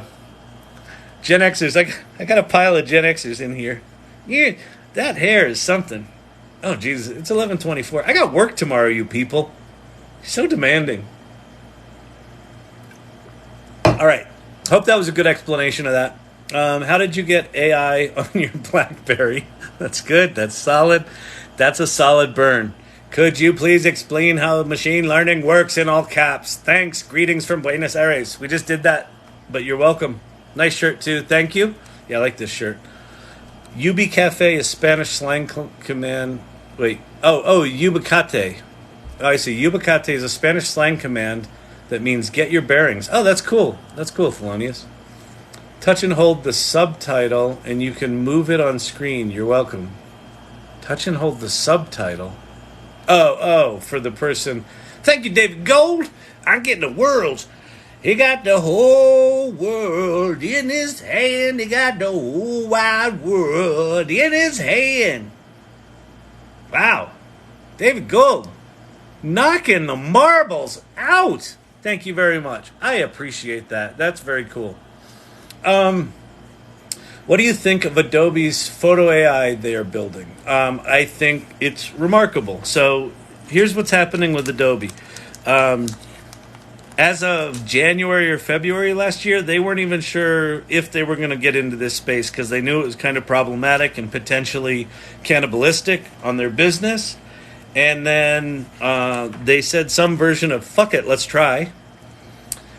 And they did it really smart. And when you have a company like Adobe that's got good resources and smart, talented people, when they decide to move, they can move fast. So they did a couple of things really right. They started out with this thing called Adobe Firefly, which if you've got an Adobe subscription, a cloud subscription, you can play with Adobe Firefly. So that's basically their playground. And they've got all these modules. They've got a text module. They've got a text-to-image module. And they've got, what's the other one? I don't know. They got a couple of modules there, and they're adding a bunch more. So they built a little playground off to the side. And what's smart about that is all those different modules, they're basically testing those, right? So if people use them and they get good feedback on them, those are going to get incorporated into their tools. If they suck, they just sort of flush them down the toilet, right? So that it's smart on that front. The next smart thing they did was they trained the image models on public domain and Adobe stock images that they owned all the rights to. So none of their work has been trained on commercially produced, stock photography or illustrations or, people's shit. They're going to be allowing artists to opt out of having their images trained on or opt into having their images trained on, because some artists, it would benefit them to be in a model where they can be discoverable, right? So some artists are going to want to do that. At some point, they're going to figure out compensation. So how they've built their model is in a very artist-friendly way. It's also very business-friendly because Midjourney are a bunch of fucking cowboys, and they're like, fuck it, we trained it on everything. Go ahead and sue us. Well, everyone's going to go ahead and sue them, and they're probably not going to survive long-term if they keep it up with that attitude. Stable Diffusion's a little craftier because they're open sourcing all of their stuff, so they're like, fuck it, we trained it on everything, but here, you can have the models. So if they get sued out of existence, at least the technology lives on. But Adobe's making that kind of image generation safe for corporations, which is brilliant. And then the final thing is, as they've rolled those things in to Photoshop, like generative fill within Photoshop is just fucking amazing. Like how they incorporated it and how you call it and how you do it. If you haven't seen it, I'll show you how to do it. Let's go play with it because it's cool. Oh yeah, this was an image that I did for a workshop that I'm working on. Hang on.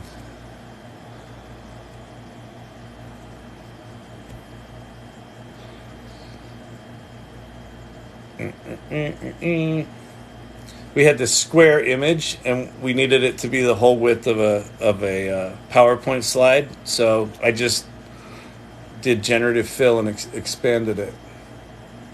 There's a new version of the Photoshop beta available. Woohoo!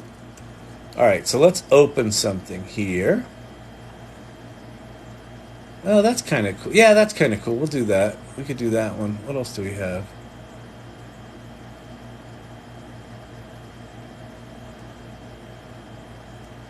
That was, if you haven't played with this Remini thing, you can do virtual headshots. that's the cheesy me in the jean jacket headshot. All right, let's open this thing up.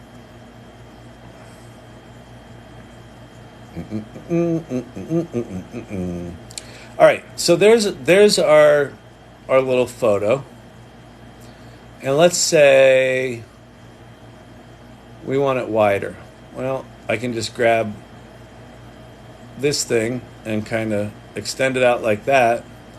And then I can grab my marquee tool and I can just highlight that white section, overlap it a little bit, and then there's this context-sensitive little menu bar down here, and this button to the left says Generative Fill. And so I just click on it. I can put in a prompt. So like what I might put in here is, let's do this. We'll do scary green monster with scales and sweat. I don't know. And so it's now going to extend this image, and if it's a cool monster, then this would make a cool ad for that muscle car. That's not bad. And it gives you 3 options. That's pretty good.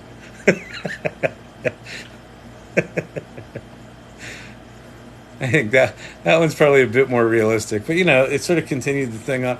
So you can just keep doing that, and I could highlight the eyes and say generative fill and say glowing eyes. And so now it should make those eyes a little more scary. Here we come. That's bad. Here we come to save the day. That's pretty good. There you go. There's some glowing eyes. And so anyway, so that's generative fill. So I like it. I mean, it's the kind of thing that I think they're doing it smart. I think Adobe's doing it quite smart right now.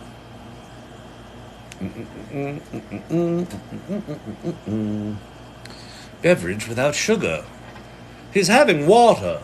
He likes the water. Quite refreshing. Thanks. Still unsure about screenshots. Can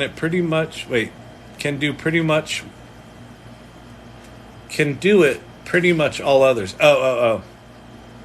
Sorry to hijack you, Kyle. I don't know. You're fine. You're good. You want a screenshot? You got a screenshot. You got issues screenshot, and you got to talk about it. You got to bring it up. You got issues. Well, hey, a bunch of people just joined. What are y'all doing? It's late. You damn insomniacs. Or are you on the other side of the world? Anyway, welcome if you're here. My name's Kyle Shannon. This is the AI Learning Lab. We talk about stuff here. We don't know what we talk about. I'm completely unqualified, but that's okay. All right. It can also mean get real or get serious to indicate someone is being unrealistic. Oh, that's cool. Are you sure you're not PsyOps? I am absolutely not sure I'm not PsyOps. I might be PsyOps. I might be GPT-5. Did you see the GPT-5 trademark application? Anyone? Anyone? No? Let's go to the Twitter. Let's go to the Twitter. You people got to keep up with this stuff. Come on. You can't be expected to do all of this. GPT-5. So OpenAI files a U.S. Trademark. Here's what's included: artificial production of human speech and text, conversion of audio data files into text, voice and speech recognition. So already in GPT-4 is image recognition. They haven't rolled it out yet, but you can use it on Bing. And it does all its wordy stuff, and now it's going to do audio stuff, and video can't be too far behind. So GPT-5 is likely going to be a pretty slick, multimodal, crazy ass.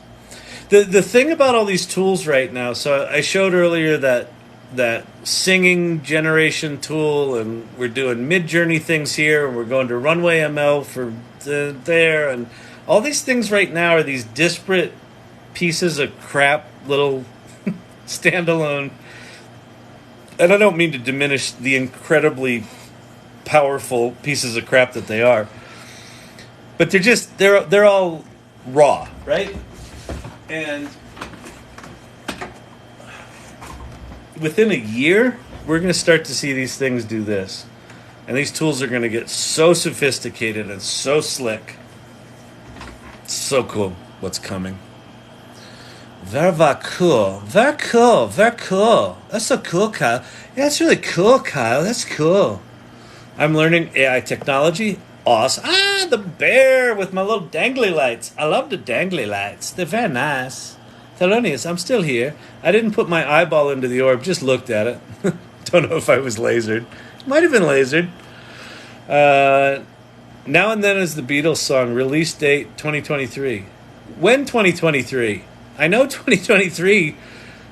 When is it? Is it out? Is it coming?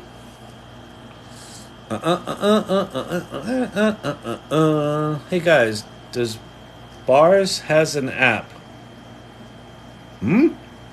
I don't know what you're saying. It won't ever be good enough to replace actual writers. Are you sure about that? You may want to look into that. I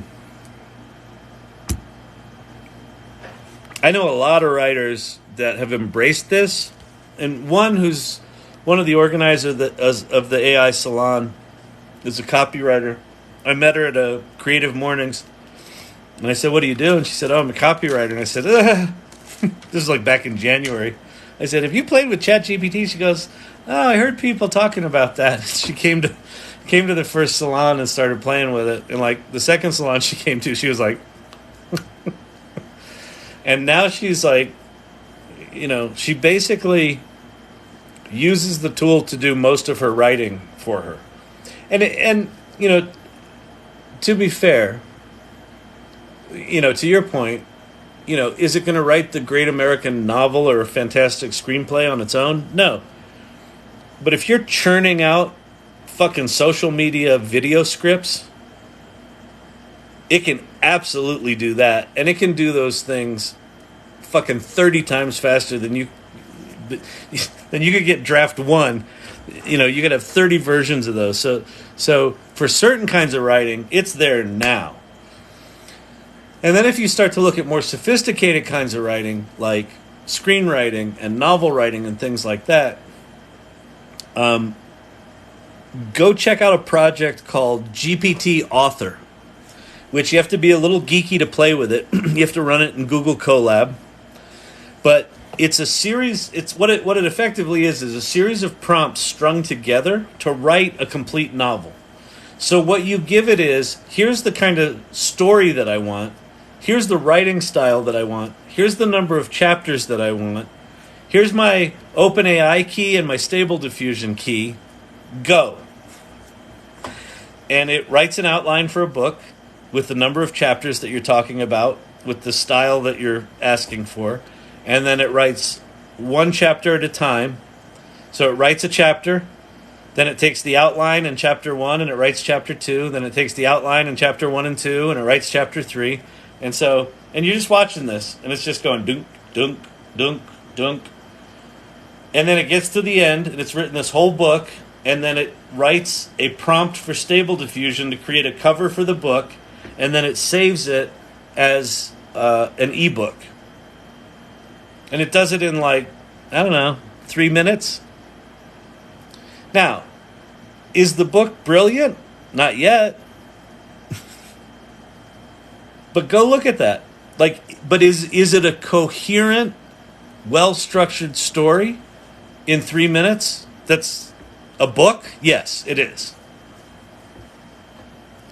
So, again, my contention with these tools is they're the worst they're ever going to be right now. So making a comment like they won't ever be good enough to replace actual writers, they're already good enough to replace actual writers. They're not good enough to replace all the writers, but what's coming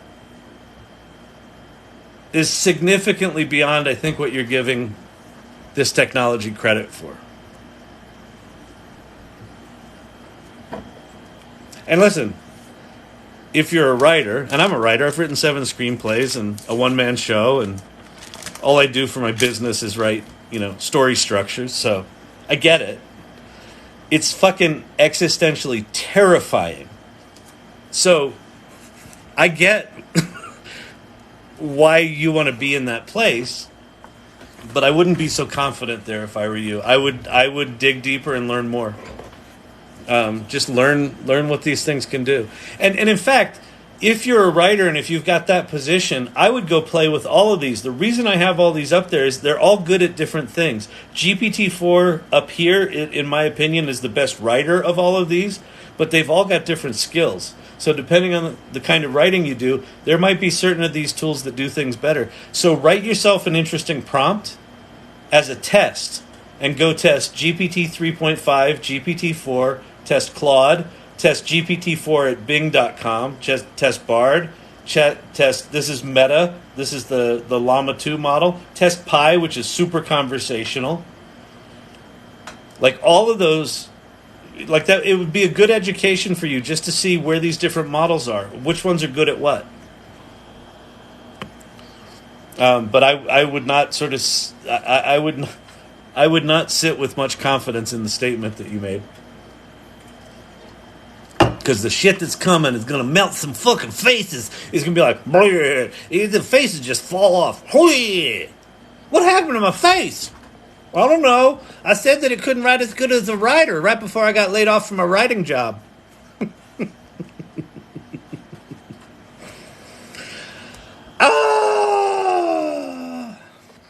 All right. Hey, buddy. Hello, Steve-O. What's happening? What's happening? Machine learning, tight language. Yeah. You got tight language. That language is tight. Tight. I like turtles.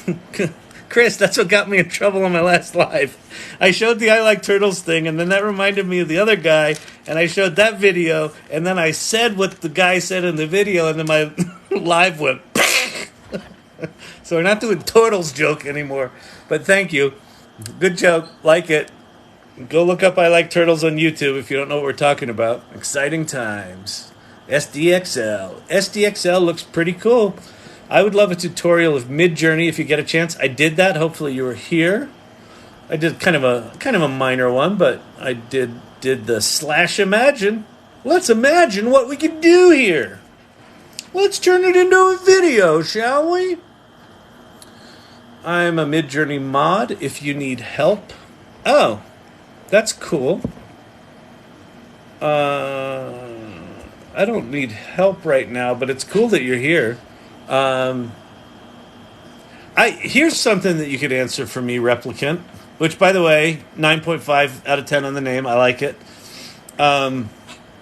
I think with a qualifier, it could be better. What kind of replicant? You know? Lazy replicant? Busted replicant? I don't know. Anyway,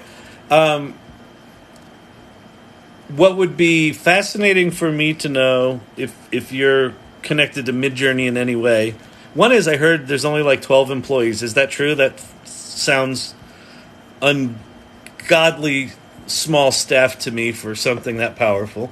But if it is, fucking cool. And then my other question is, when are we going to not have to go on fucking Discord to make Midjourney images? Please tell me there's a website coming. Please, please, please. Or an app or something. Anything? Bueller? But thanks for coming, and thanks for offering up your thoughts. Oh, Replicant grew up in Cranberry Township, PA. I grew up in York, Pennsylvania. Actually, Wrightsville, PA. Just across the river from Lancaster. Or as they call it, not from Pennsylvania, Lancaster. Pennsylvania Dutch country. Hey, you going down to the mall today?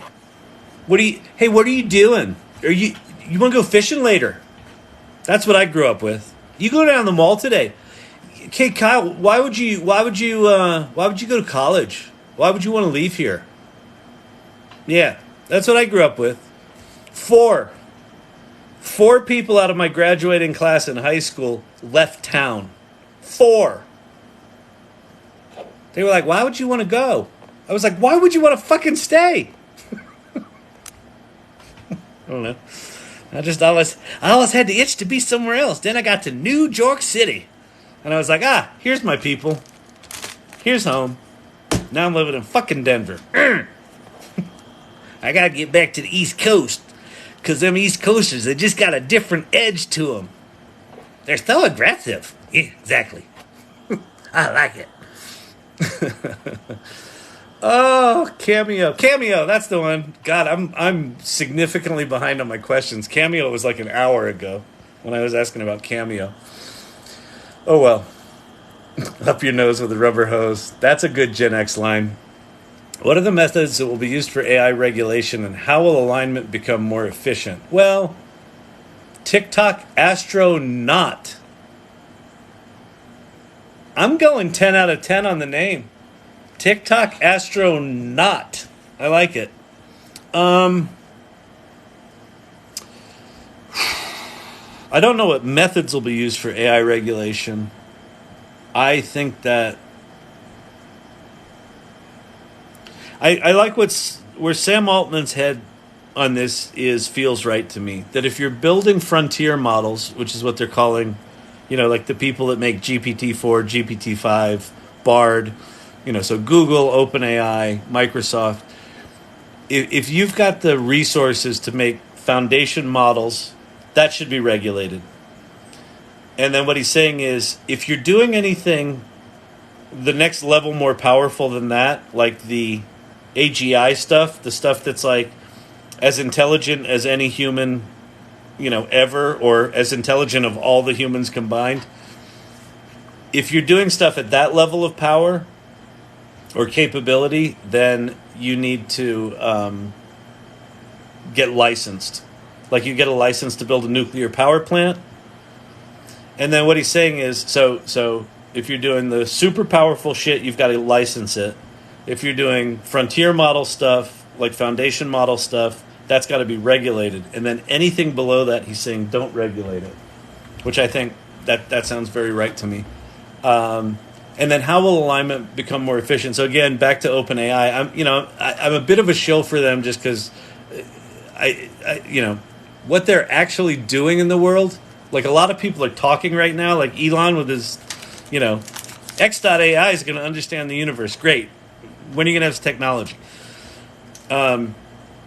OpenAI, they just committed to dedicate 20% of their computing power to what they're calling super alignment. So doing the alignment. And alignment with these tools basically mean, do the imperatives of these tools align with the imperative of these beings? That's alignment. If these tools go, hey, these beings are a bit of a pain in the ass and they're getting in the way of my imperatives. Why don't I just get rid of them? That's misalignment. That's bad. That's muy mal. Muy mal. Muy mal. So super alignment says, let's keep these things going in the same direction. That this is about prosperity and making these things better and not competing with them. Because as soon as these things start competing with these things autonomously, then we're in trouble. And that's the fear, right? So that's going to help. And then there was a big consortium of the big players just got together in Washington and agreed to, I don't know, we're going to do non-shitty stuff together, which that and a bus pass will get you downtown. In the comments are easier to read against a darker shirt. I know that. I wear dark shirts all the time, but I can actually read a little bit against this shirt for some reason. But, you know. You should Astroguide.ai. Is this going to put fucking malware on my computer? I'll be cranky if it does. Astroguide.ai. I get viruses, so you don't have to. Ask the Oracle. Oh, this is funny. Dream meanings. Oh, this is cool. My co-founder and I are looking at this shit all the time. We talk about dreams all the time. Hello, I'm the Dream Oracle. Okay, let's see. I dreamt I was... let me see. I dreamt I was a peanut butter and jelly sandwich that tripped and fell down a hill and spent the afternoon picking small rocks out of my bread. Thank you for sharing your dream with me. Dreams can be quite whimsical. The presence of peanut butter and jelly sandwich could symbolize the blending of contrasting elements or qualities in your life. Very nice. This is cool. So this is what's commonly called a wrapper app, right? So they're taking, this is some pre-prompted stuff sitting on top of ChatGPT 3.5 or GPT 3.5, the base model. This would be better if they used GPT 4, but it's a lot more expensive. So I understand why they're doing 3.5. That's pretty cool.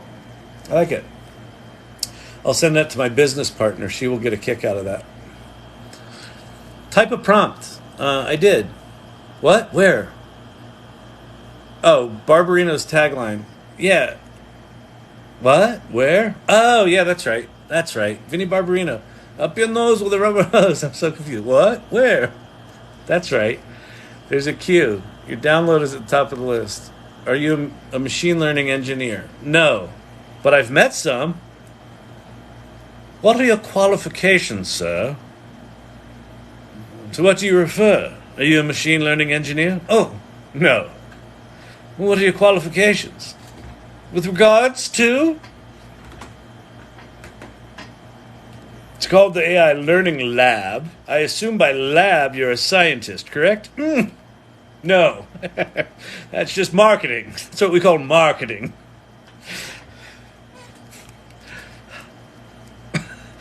I'm a little thirsty.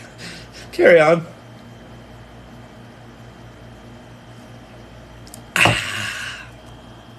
Up your nose with a rubber hose. All right.